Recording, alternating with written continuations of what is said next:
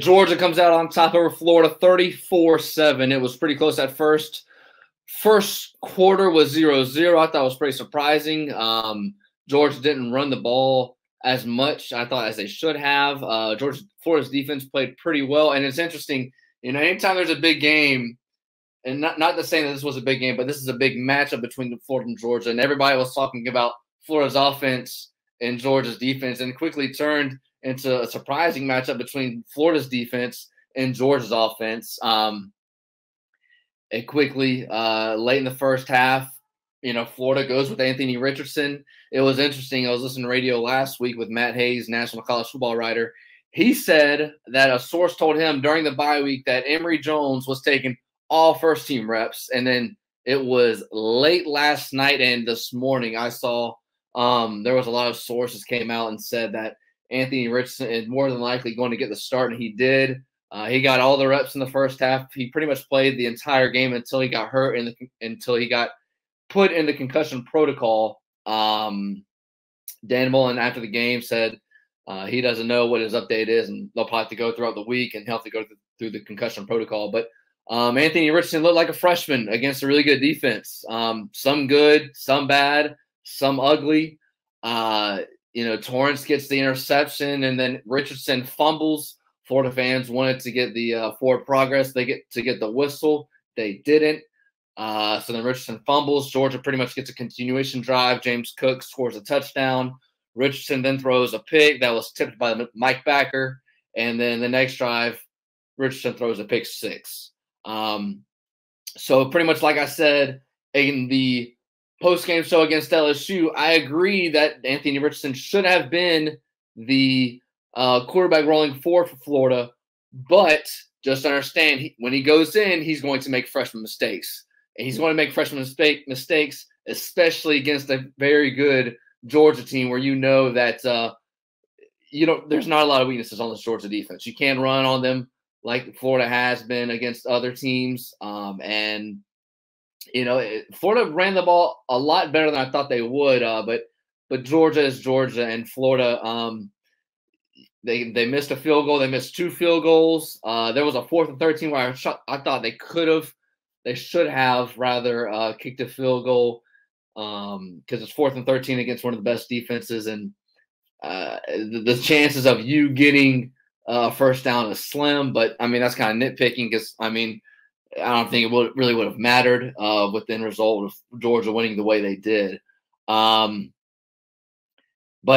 a lot of this game is going to be counted on for coaching and accountability, as Dan Mullen said. This game's on him.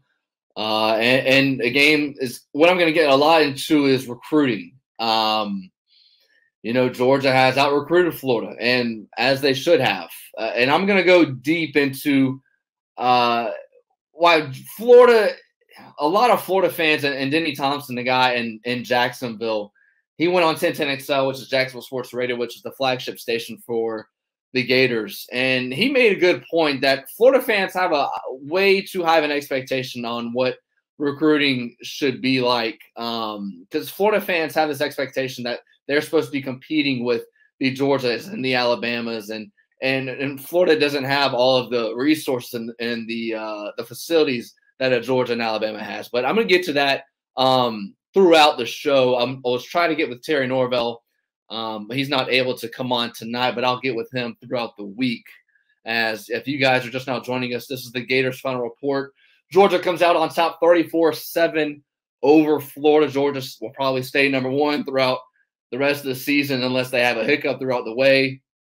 In Florida, shockingly, if I said at the beginning of the year Florida goes 4-4, not many people would have believed someone who would have said that, but here we are. And, it's amazing. You go back to last season, Florida's 8-1 going into the LSU game. And since that time, Florida has been 4-6, 4-4 this season. And then you lose to LSU and you lose to Oklahoma in that bowl game. No Trent Whittemore, no Rick Wells. So an offensive receivers group that wasn't really that good, was a little thin already going into today's game. Damian Pierce for the first time, shocked. I credit to Zach Goodall for the stat.